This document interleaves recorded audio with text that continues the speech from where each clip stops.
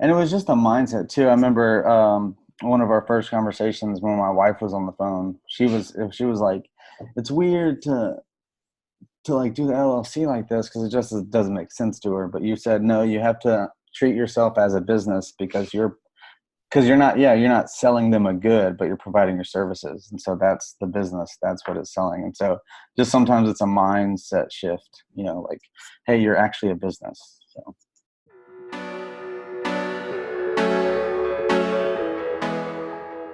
Thanks for joining the JWellsCFO show.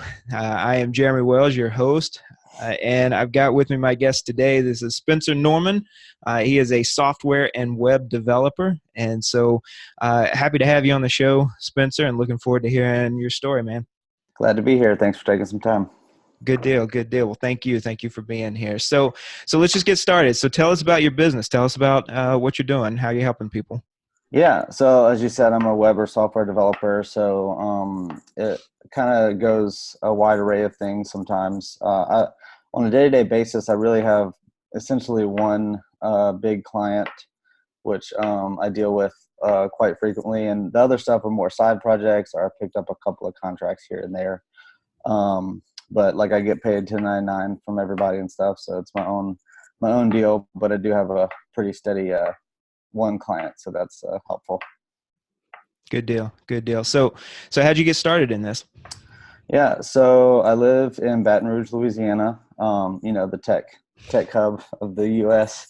Oh yeah. uh, but I was working in different just different jobs. I was at the last thing I was at before I started this career was at a bank and working in a niche financial industry. Part of it called factoring, or accounts receivables financing. So we were buying invoices. Not super exciting, but it kind of paid the bills, kind of. And so I was kind of technically inclined and stuff. And then all these boot camps started popping up. So me and a buddy started looking at them and considering them. And then I'd gone to high school over in Houston, and my parents still lived over there at the time. This was 2014 when we really started considering this career change, because at the time I had one kid and now I have two, and I'm married. So just family considerations.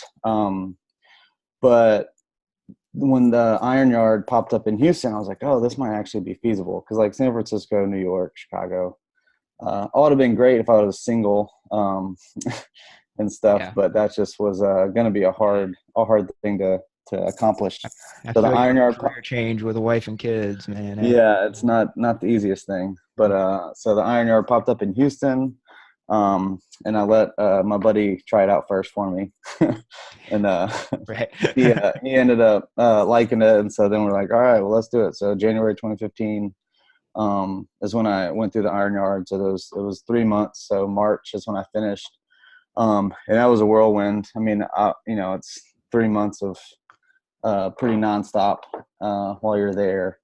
And then, so I come back home, and just there's not like I said, it was a joke earlier about the tech hub.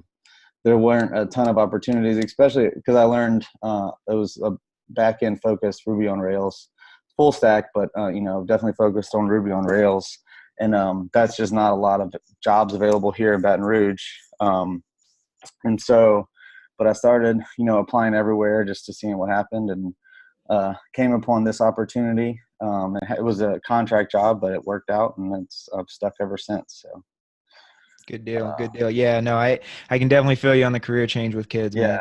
yeah, It's a big you're torn between this need to this like desire to do better for yeah, them, and then yeah, also exactly. not wanting to blow up your entire life.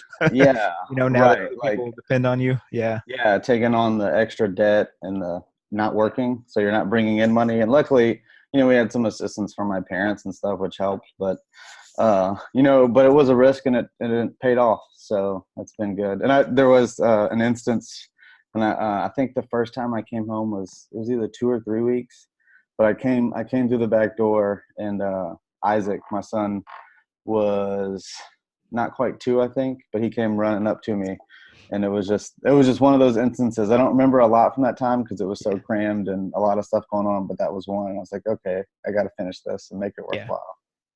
That's awesome, man. That's Yeah. awesome. Yeah, yeah, good deal. So tell me more about the Iron Yard. Like, what did that program look like? What did they how did they get you ready for this new career? Yeah. So sadly, it's not a thing anymore. uh, Really? yeah, they were around for years, but I think I think private equity came in at some point. Don't quote me on that. That's Yeah, not yeah, no. for sure. But and they kind of sold out, and then since it was still a nascent market, they decided to pull out of it. But there's a lot of boot camps that are blowing and going strong, and Lambda School is really interesting because they're more it's free and they just take a piece of your Yeah, paychecks heard for a a lot certain about that amount. lately. Yeah. Yeah, it's very interesting. But no, the boot camp was we had an instructor. His name was Jesse Wolgamott. We called him JWell, and he is super smart and you know uh, do stuff on the computer when you're, especially if you're not familiar with it. You're like, now what just happened? That looked like Yeah. wizardry that just happened. But it was we'd have about 2 3 hours of instruction, and then we'd work through some problems together, and we'd have a kind of like one thing every day to accomplish, working towards a bigger project every week. And so I guess it was 12 weeks. So that, and then the last 2 weeks were working on a bigger project to have a showcase. But there was a front end class going on at the same time. So there was one group project where there was collaboration and stuff. But that was the general day to day stuff. But we were meeting at the time. It was called Start Houston, which was a startup accelerator place. So there was some entrepreneurs in there and stuff. So that was just a cool little atmosphere to be around. Yeah. Well, that was kind of my follow-up question is, obviously it was intense on the coding and that kind of stuff, but did they get you ready to actually get a job or go get work in this? Yeah, it's a tough thing because it's not for the faint of heart. Like it's Right. even if you have a full time job, like this was almost more than that. Especially if like because I came from kind of no coding background, so it was definitely like a huge slant upwards for learning and Right. stuff. And so I hate to say like you get in, you get out what you put in, but that was kind of seemed to be the case because some of us succeeded and some of us didn't. Um, but I think the ones of us that succeeded were maybe a little more seasoned in life and had kind of seen the good and bad sides of things, and Right. kind of we've already made our mistakes. So we were by the time we made this decision, we were like, okay, well we're gonna make this work no matter what. So I feel like they did a good job, but it's a hard thing to do, if that makes sense. Yeah. Yeah. Yeah. So what if I how do I get a hold of something that you've created, that you've worked on? How do I know that it's got the Spencer Norman touch on it, uh or would I? well, you probably have a hard time because, like I said, most of the stuff I do is on the back end. Because luckily I get to work with designers and stuff, so I don't have to make anything look pretty. I can implement what they want to implement, but it's not a they don't I mean, not the saying that I can't do the design stuff, but it's Yeah. someone else's specialty. Let's let them do it. But so some of the stuff, it's not even like worth looking at necessarily, because what the big client, we are in prescription drug discount cards. So some people that use the cards like to get medication pricing and stuff, and so it's just there's a lot involved in that as far as the different services you have to use to get the pricing. And like one prescription drug could have, there's a specific identifier for each drug, and if you look on your medication, it's called the NDC. But one specific drug, like like if amoxicillin tablet 750 milligrams or something, it could have like 20 different NDCs.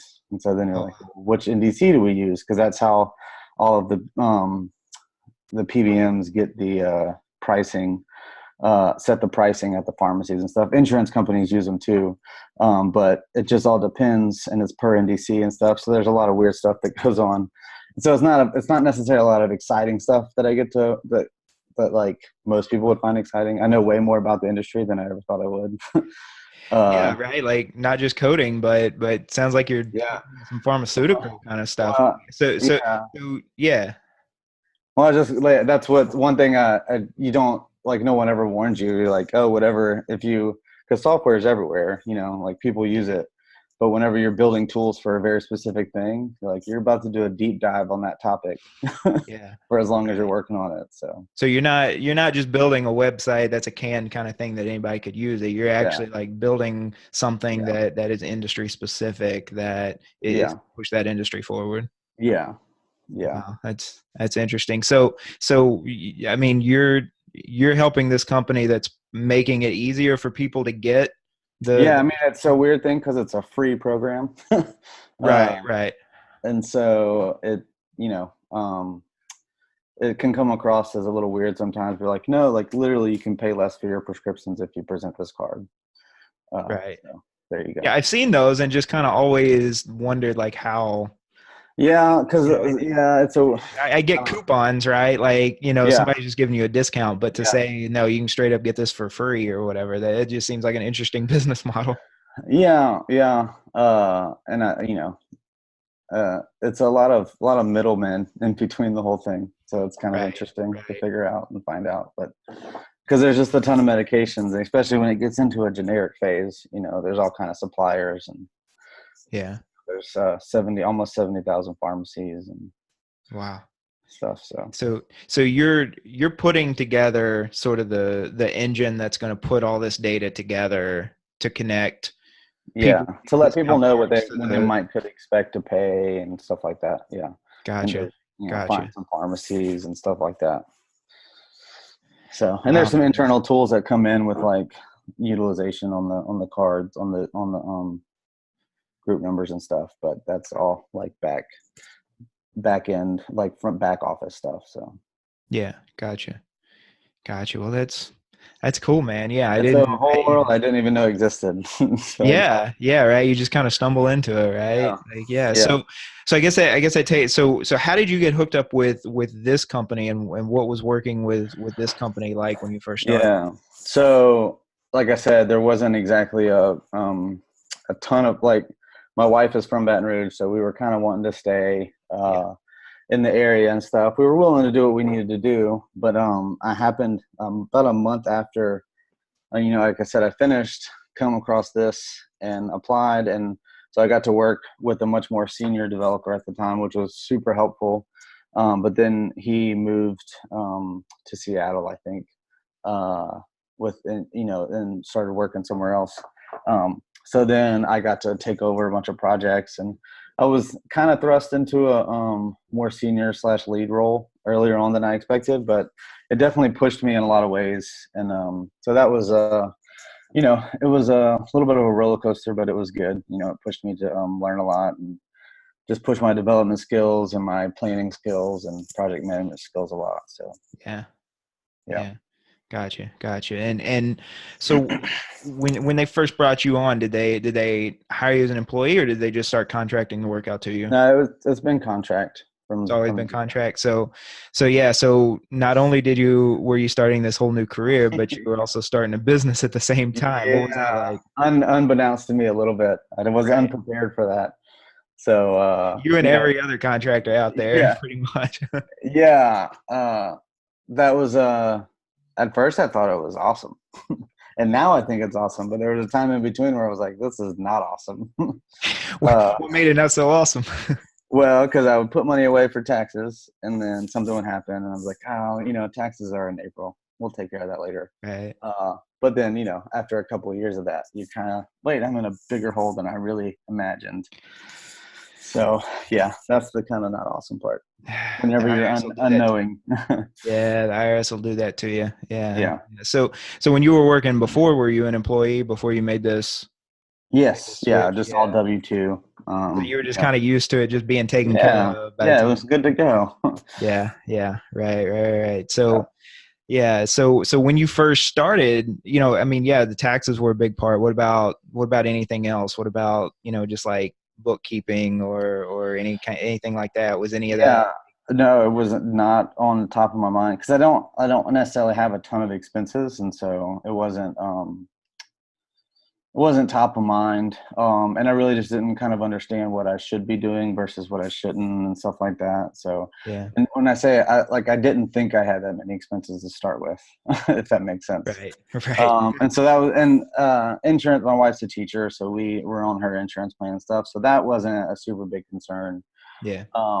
You know, and a little bit of a nerd with some more like finance in the way of like investing and stuff like that. Not that I do it a lot, but I just like to learn about it. So I'm like, I understand like the, the different solo 401ks or stuff like that I can be doing. But yeah, so it was just mainly the taxes in the beginning. So I had to get that straightened out. And then as I started making more money, I was like, okay, well that bill is increasing. Right. So what do we do with that? Right. Right. Right. Yeah. Right. Yeah. Was it so how long did you do that until you realize like, hey, something's got to give here? When did I call you? Yeah. Right. uh, Right. Right. when was that 17? I think. Yeah. Yeah, For the, I think it's coming up on. We're in the second year, so it was right. like 3 years of digging a hole, Doing it yourself. Yeah. Right. hole, not doing it right. Yeah. Yeah. So at some point it just kind of clicked that like, hey, Yeah. there's got to be a better way to do this, right? Yeah. Well, yeah. So what? I don't know if you remember this, but I was listening to a ThoughtBot podcast, which they're a software development agency, and they had Andrew Carroll on. Yeah. And so I heard him talk, and I was like, I was like, let me think about this. Let me research this. And so that's where I reached out to him, and he got me in touch with you. And Yeah. so that was because I didn't have an LLC set up or anything before, so it was just Yeah.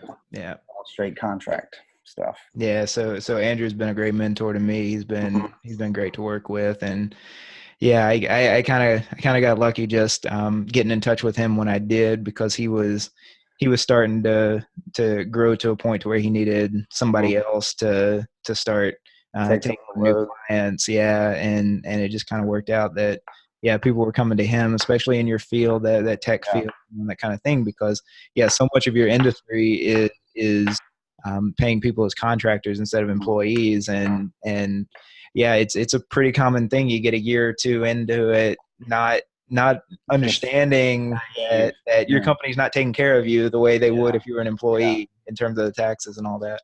Yeah. Yeah. And like now, like I feel like I'm in a really good spot. And so almost uh, as long as I can get paid enough, I'm like, I Right. kind of want to keep it this way.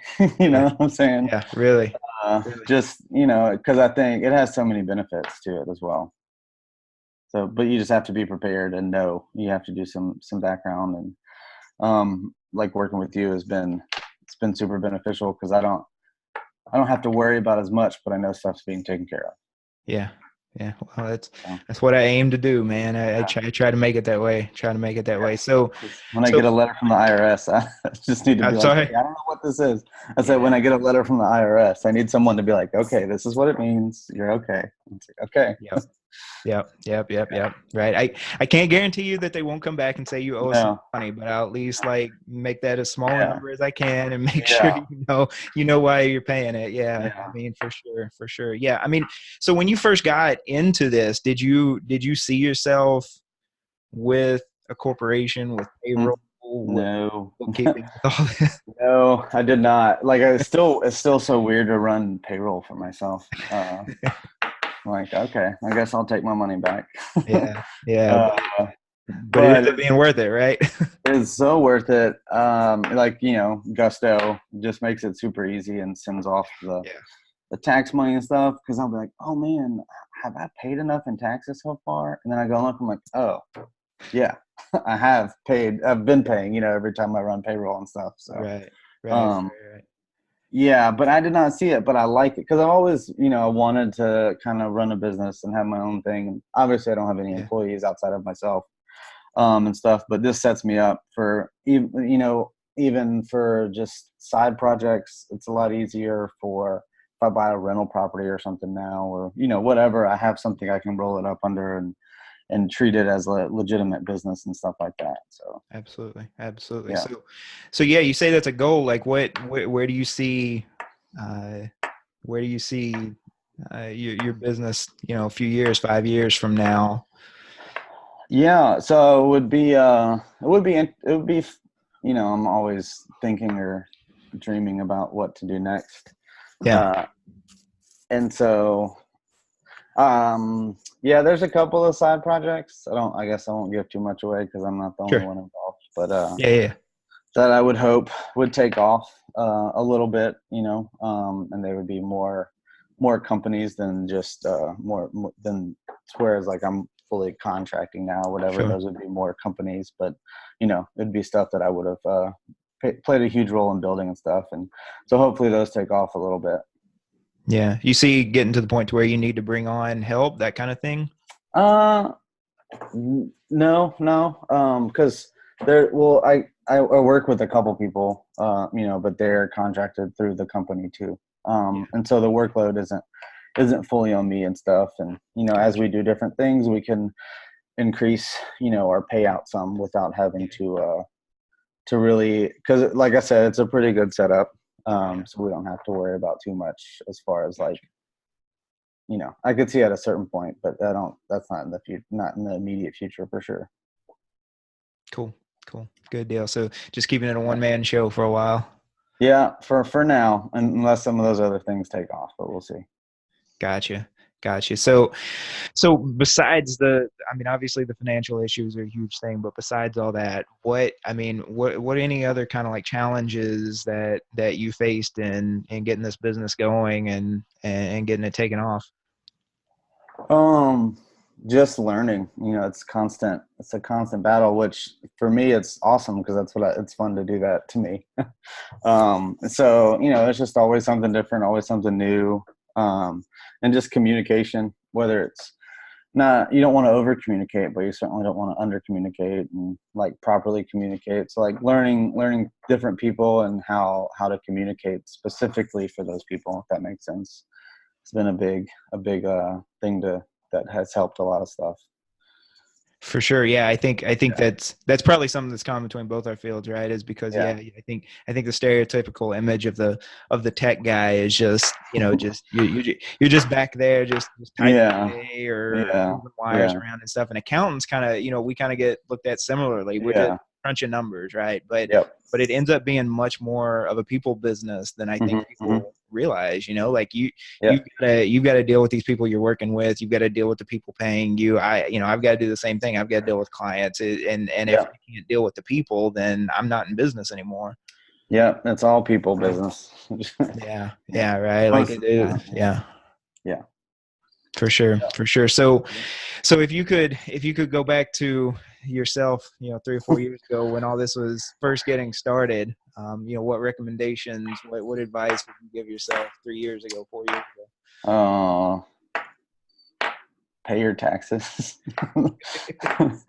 Right. Prepare. Well, I should say it's not that I didn't want to, but I didn't Yeah. prepare to pay my taxes. So that's I guess the better term. Prepare to pay your taxes.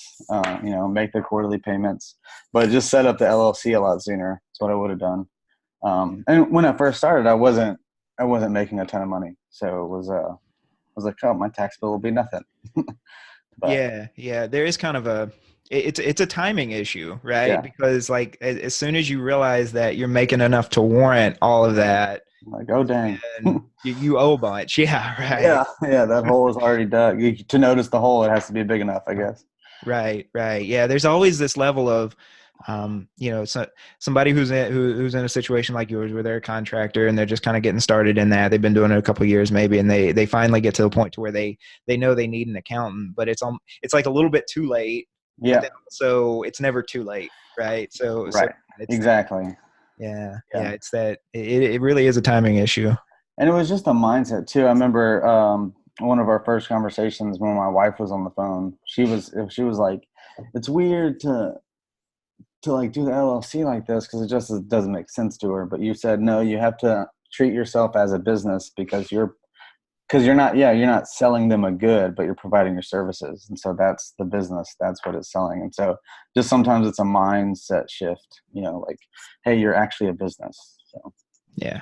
I still remember that conversation because Yeah. that was one of the first conversations I ever had with a Hmm. prospective client. And I remember specifically that part because Hmm. I could even though it was over the phone and I couldn't see you too, I could tell there was like that change in the tone, right? Yeah.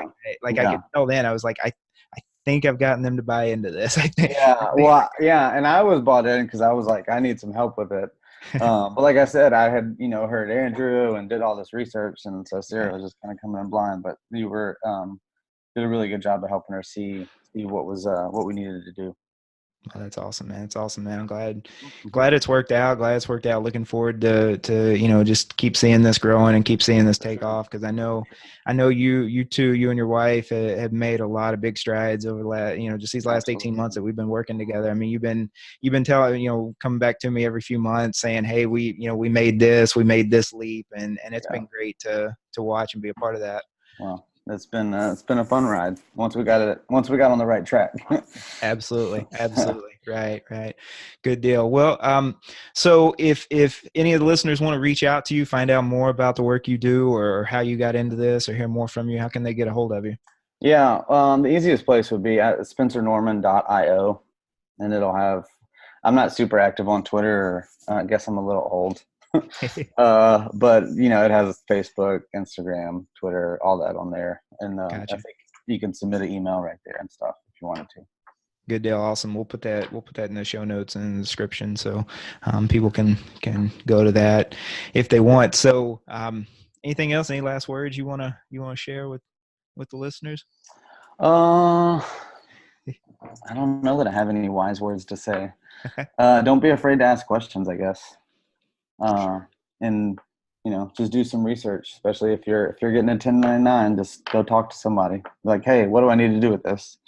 So, and I would suggest you, but that's I from my appreciate own it. experience. So, Good because deal. you never know, even if you're getting W-2, like maybe you can get some extra benefit and stuff.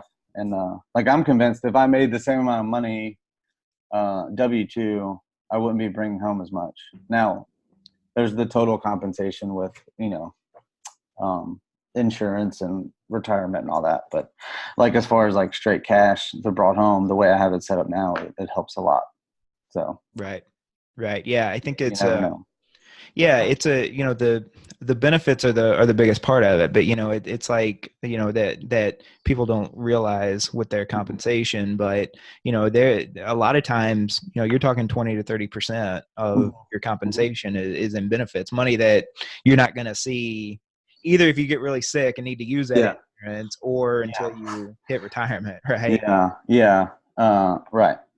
Exactly. So yeah, it's just it's fun being in business by yourself, or just kind of running a business. So Good deal. Good deal. I'm yep. glad you feel that way, man. Yeah, Mhm. absolutely. Absolutely. All right.